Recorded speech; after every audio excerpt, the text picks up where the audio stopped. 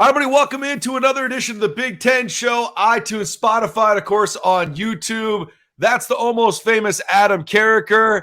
I'm the much less famous Jeff Turn. And the always entertaining Mike Grimm joins us, voice of the Gophers. Mike, before we welcome you in, Adam, what happened to your hand? It looks like you got bit by a shark or something. What's going on with the bandage today?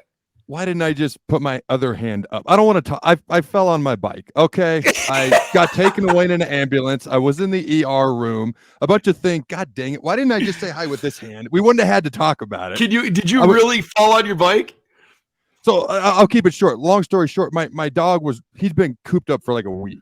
So okay. I wanted him to run. So he was running. We stop, we turn around. He looks exhausted and he, to my shock, takes off again. And so I'm trying to catch up. I think I sped up too fast. He went a little bit slow. So I tried to give him, I took my hand off the handlebar to try to give him some more leash because I was going to yank him. I was like, I don't want to yank my dog. And then I hit the handlebars, the brake on the handlebars too hard. I didn't have two hands on. I went head first. It was a whole scene. I'm so glad thank you, Jeff. Your haircut looks awful, by the way. I appreciate it. Looking clean from the manslide. Mike, could you imagine a defensive lineman in the Big Ten having a little boo-boo bandage like that, man? What do you think of that? I'm glad he helped the dog, though. You don't want to choke the dog. Dude, my dog is good. He was perfectly good. I saved the dog. Yeah, sacrifice yourself for the pet. That's good. That's good. Mike Grimm, voice of the Gophers with us. Ride, the ER room visit, all that stuff. My shoulder's jacked up. That is why I wave with this hand. I can't lift the other shoulder right now. That's good. That's good. At least there's some backstory to it. We're going to get to Jim Harbaugh, strength of schedule stuff in the Big Ten. CBS has a great piece out in the last day about that. But Mike, we want to talk some Gophers football today, and I just kind of want to get a little synopsis, sort of, lay of the land. We've been checking.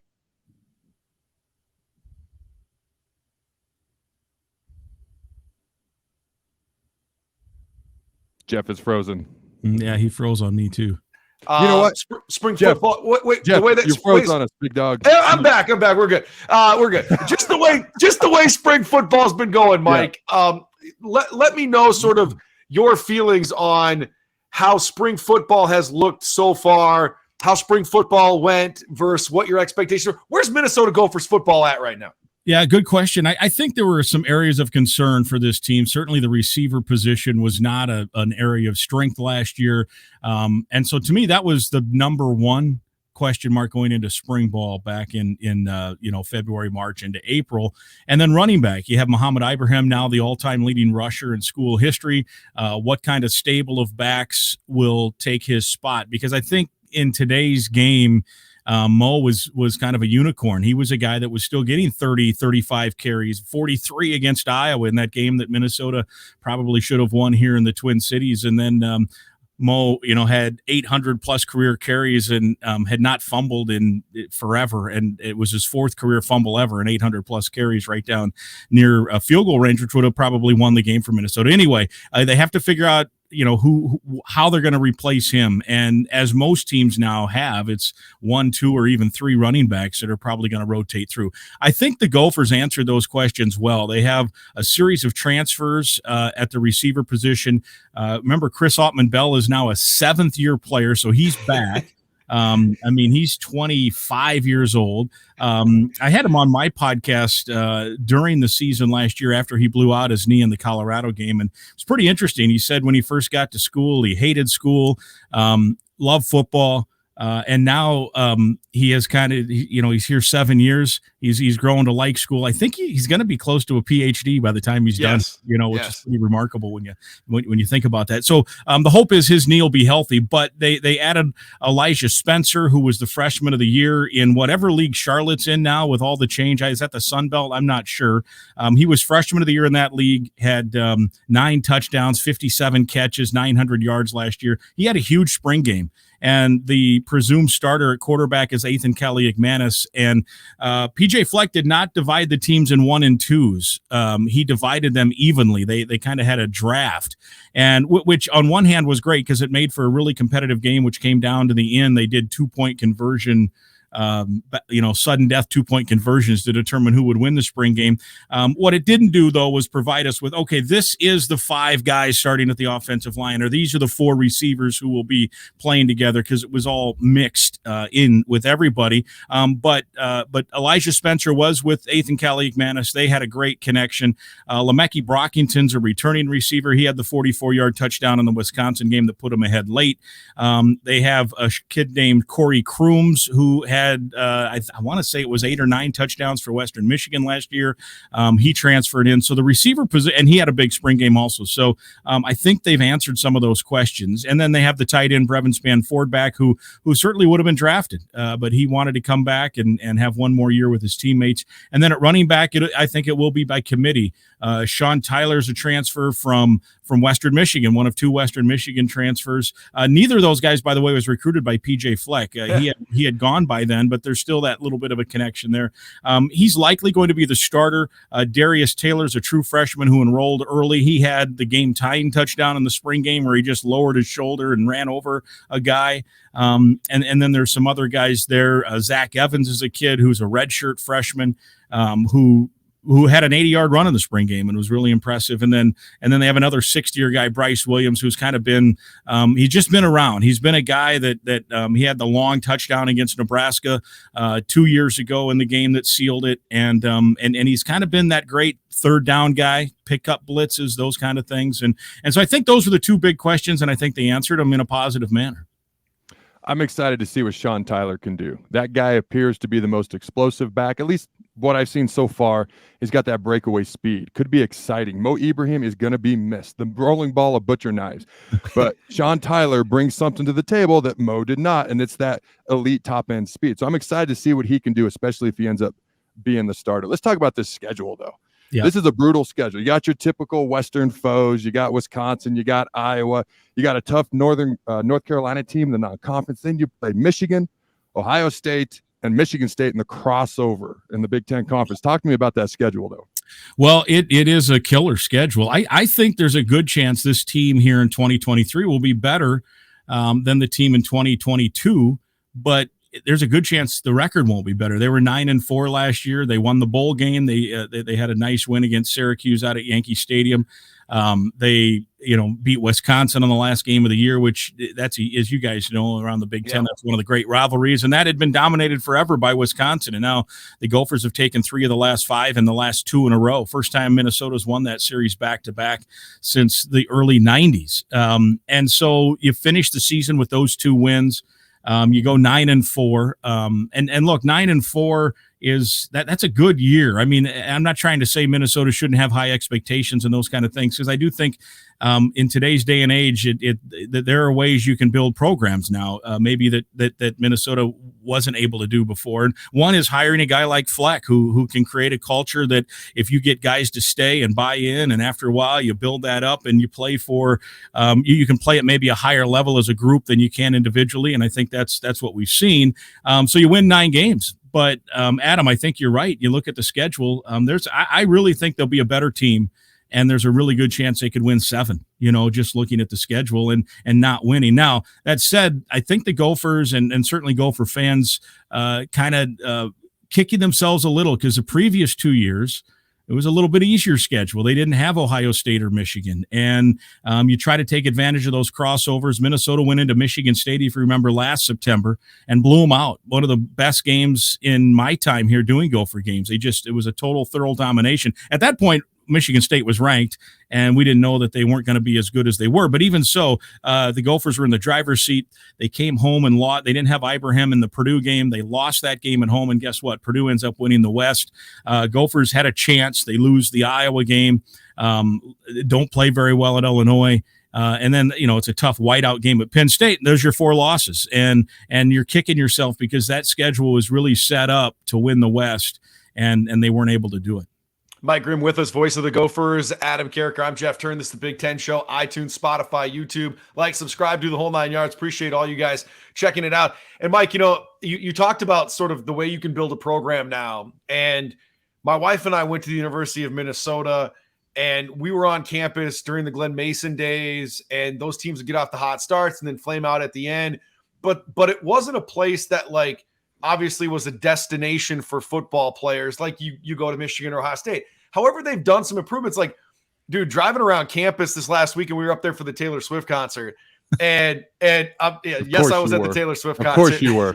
Yeah, baby. You were front row with your shirt off, weren't you? You know it, dude, all night. One of the Swifties.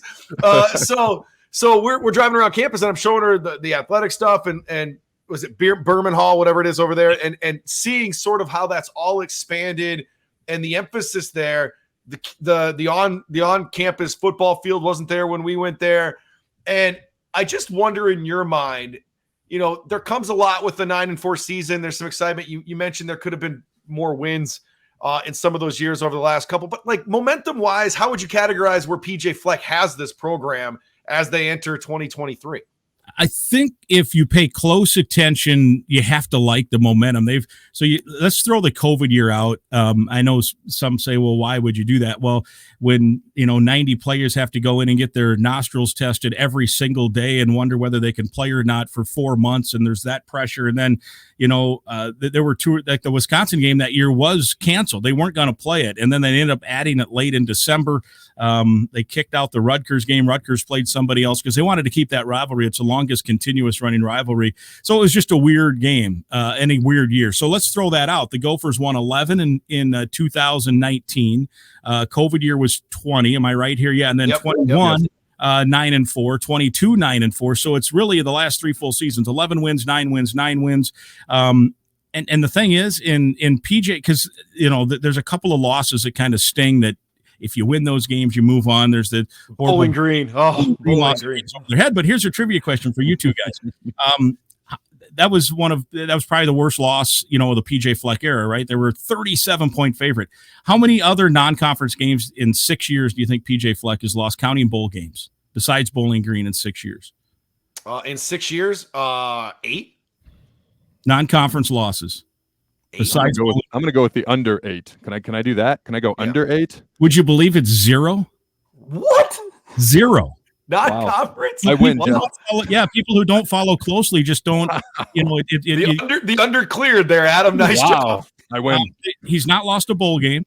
Now, look, they haven't played a murderer's row of non-conference games. When they scheduled Colorado, at that time they had just won whatever Pac-12 division they were in. Didn't know they were going to be terrible. That includes wins though over Auburn in the in the Outback. I remember that game. Great game. They got a win over West Virginia in the bowl game 2 years ago, Syracuse this year, and basically a home game for Syracuse at Yankee Stadium. I'm trying to think of some other wins, but in other words, they've been able to win. Most games are supposed to win. The one bugaboo is Iowa. They've not beaten Iowa. PJ has not beaten Iowa. And so that's going to be an important game this fall at Kinnick, because I think Iowa certainly is going to be, if not the favorite in the West, they're going to be right in the thick of it. And it's wide open. It looks like the final year of the West. And Jeff, I've gotten off track to your question in terms of momentum. I think if you follow it closely, people have to be happy, but they're in this market, it's hard because there's the Vikings, there's the Twins, there's the Wild, and so there's a lot of casual fans. And I get this a lot. I'll be out and I'll say, hey, they'll say, hey, who do the Gophers have? And I'll say, that's a really good game at North Carolina. I'd go, but there's no chance they're going to win, because there's just this mentality that has been ingrained for a while that this team loses these games, and it just hasn't been the case under PJ. And frankly, before that with Jerry Kill, they won a lot of non-conference games, and I think the biggest hindrance right now is they just haven't pushed through. Now in 2019 they were co-division champions, so there is a trophy, a North Division or a West Division trophy in the football complex, but nobody really recognizes that, right? Because you didn't play in the championship game, and so until they push through for that, and who knows what it'll look like next year in terms of how you get in the championship game with no divisions, and you add USC and UCLA, and who knows in 5 years how many teams we might have, a 30-team Big Ten, who knows. But until they do that, I think the casual observer is just going to kind of have this well, let's see what they do. But the diehards, I think, really that follow it closely are like, yeah, this is good positive momentum. 11, 9, and 9. And I think they're going to be better. I think the quarterback position has a chance to really hit a ceiling that they haven't seen in a while. And that's no knock on Tanner Morgan, who's absolutely one of my all-time favorite players I've ever covered. But the new quarterback, Ethan Kaliakmanis, can do some things with his arm and his legs that Tanner, and I don't think Tanner would be upset with this. I think he would say, yeah, you're right, Grimmer, in that he can do some things that Tanner hasn't been able to do. That said, there's a lot of quarterbacks over the years that have great arms and great legs, and they haven't won a lot of games because they can't figure out how to get the ball where it's supposed to be on time, on target, read defenses. I think this kid's going to be able to do that, and they're going to be, right in the thick of this thing. But as Adam said, that schedule is such a killer. I don't know if that ends up meaning that they're going to, win the West Division. So that was going to be my question, was specifically about the West Division. You look at the West. You've said they got a brutal schedule. Okay, discuss that. Also, better than they've been last year, maybe the year before, based on things that they can do, based on transfers they brought in, the talent that they have. You look around the West.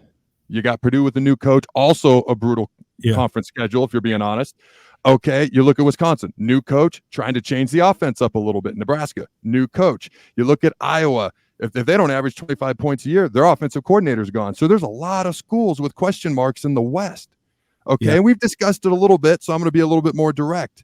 Can Minnesota win the West this year and be in that Big Ten championship game? What do you think? Well, I think they can. I think they can. They've been knocking on that door. That was one of their slogans last year, was pound the door, break through the door, and they were on the cusp of it. And how do you keep track of the slogans? Row the boat, pound the door. I have a notebook. No, I'm just kidding. It's full too. Yeah, it's full. There's a bit of a handbook that they are able to use. But I think, Adam, they can. The question is, what would have to happen? Obviously, I think they'd probably have to pull off one of those big upsets, beat a Michigan maybe at home. Which, look, if the ball bounces right and you end up being on the right end of some luck, I think that's possible. It's not impossible. Michigan was very good last year, but probably should have lost at home to Illinois. Nebraska had them on the ropes in Lincoln. I mean, that's not a team that's just a juggernaut.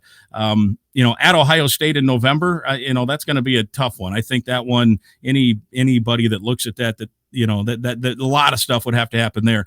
And then you need other teams to knock each other off. Iowa, if they're the favorite, let's say, just for the sake of our discussion here, then if you're Minnesota, you got to hope that they lose to Wisconsin and maybe Nebraska gets them again. And all of a sudden there's, everyone's hanging around that 2, 3, 4 loss mark. I mean, last year, who knew, right? But Purdue kind of backed in thanks to the Huskers beating Iowa that last weekend, right? So on that Black Friday game at Kinnick, where Nebraska dominated that game. So yes, the answer is I think they can win it, but they're gonna need some things to go their way. Unlike last year, where everything was in front of them and they controlled their own destiny coming into October, and they couldn't handle it through various things. I think that if they do win it this year, they're gonna maybe have to be like Purdue last year and rely on some help. And if that's the case, they have paid their dues. They've worked hard. And I will also add, Jeff, to add on to your question, they've recruited at a high level. Particularly the last couple of years. I think the main difference is they're now recruiting with their peer institutions. They're going head to head with the Nebraskas and Iowas and Wisconsins, and they're not winning all of those battles clearly. But 10 years ago, they weren't winning any of those battles, and they're now in it. They have 7 of the top 9 Minnesota kids committed from the state. That hasn't happened in a while. There's 2 left, the number 1 kid and the number 3 kid, and Minnesota's still in on them. I don't know where that will turn out. Even if neither come, it's still a pretty successful year, and they've done well from that side of it. So from a momentum standpoint, I think that speaks a little bit toward the program too. Voice of the Gophers, Mike Grimm, man. Hey, buddy, thanks so much for hanging out with us on the Big Ten Show today, talking some Gophers football. I'm sure we'll check in as fall camp gets going. But until then, man, have a good rest of your summer. Thanks for hanging out with us, dude. All right. Yes, it sounds great, guys. Appreciate it. Thank you. Enjoyed it. Thanks, Mike. Mike Grimm with us there, voice of the Gophers. A wealth of knowledge, getting us ready for that part of the Big Ten. And you mentioned it, Adam. Dude, CBS came out with this article, and strength of schedule and all the different challenges that you have to go through. And they named the hardest schedule, dude, right at the top, man. Minnesota. Yep. I mean, we just got done talking about it. Purdue at number 2. Murderers Row. And 2 programs that really could use the bounce of the ball to go their way sometimes, and schedule is sometimes a part of that. Yep. And then, I didn't want to hold him on all day. So, but I was going to point out, you look at the other end of that strength of schedule and down towards the bottom with some of the easier schedules in the Big Ten is you got Wisconsin, you got Iowa. Teams are going to be competing with and against to try to win that Big Ten West title. I think it's going to be the wild, wild West all over again, and it's going to come down to that final weekend. We may not have, one of the best teams in the Big Ten in the Big Ten championship game. Maybe so. But I think it's going to be a lot of fun to watch.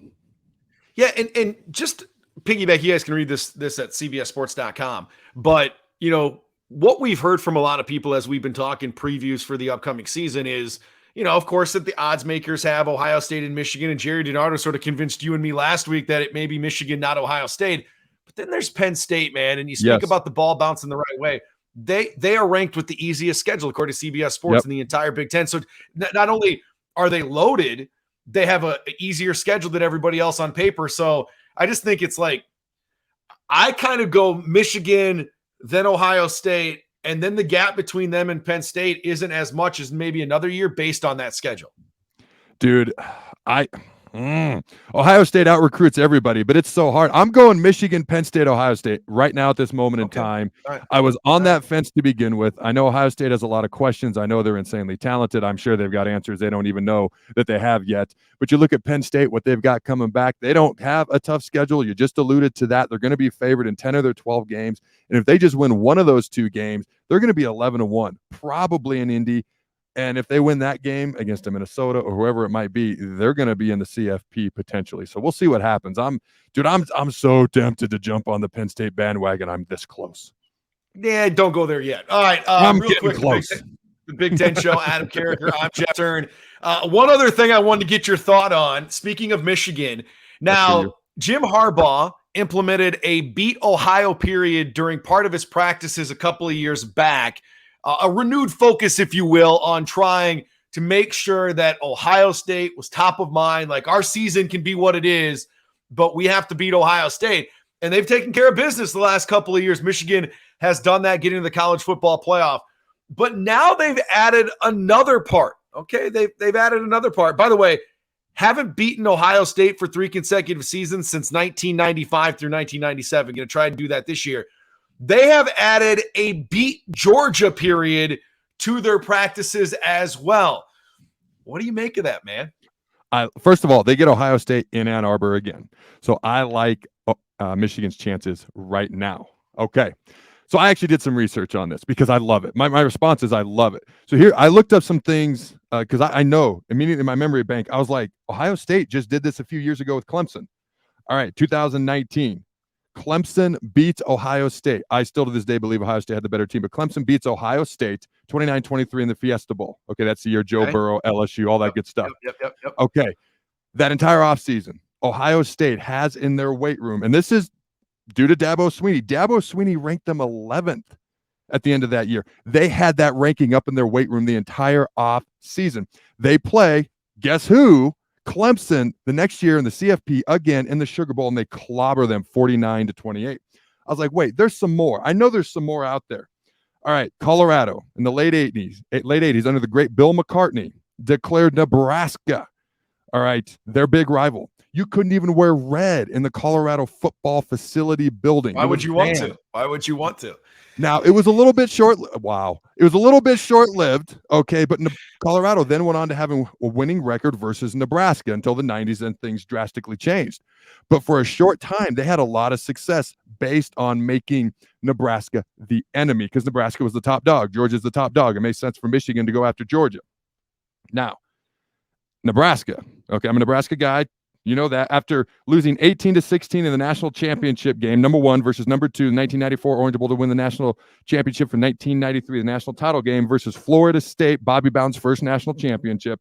That entire offseason, Nebraska adopted the motto unfinished business. And I believe it was 118. They would do all their conditioning and all that stuff, and then they'd put 118 on the clock, and they'd condition a little bit longer. The very next year, they beat Warren Sapp, Dwayne "The Rock" Johnson, Ray Lewis in Miami in the Orange Bowl to win Tom Osborne's first national championship. Yeah, Miami of Florida, by the way. They got lucky in that and one, so, didn't they? dude, it seems they whooped their rear end sideways in the fourth quarter. Now, it seems to work when people do this. I love it. I love it too, man. I think it's great, and it shows like we aren't satisfied making the college football playoff. We won a national championship at Michigan. Yes. We've been knocking on the door, and we're that close, and we got to go after the program that has gone past Alabama, that has gone past Ohio State, that has gone past Clemson. Georgia, pun intended, is the top dog, and that's who they're going after. Hey, can I be a little bit of a jerk here? Sure, go ahead. Can I tell you my initial reaction? Because you sent me the link, and then when I saw the article was beat Georgia, I was like, well, maybe first beat TCU. But that's just me being a jerk. That was just my initial reaction. Man, like, beat TCU first. But TCU ain't going to be there again this year, man. There ain't no Max Duggan. Yeah, they'll be Georgia, that's for sure. Hey, man, public service announcement before we let you go. Please take care of that hand. I don't want it to have to get amputated because you have some septic arthritis. Man, make sure there's some Neosporin on there, that your wife's taking care of you. We want to see a two-handed Adam Carricker next week. All right, do it with the other one very well. I'll get there. I do love your haircut, though. Good job. Thank you, man. Salon, baby. The Big Ten Show, YouTube, iTunes, Spotify. Check it out. There is another page has turned on the show. We look forward to hanging out next week. Appreciate Mike Grimm for joining the show as well. Adam, you be good, and everybody else as well. We'll check in next week.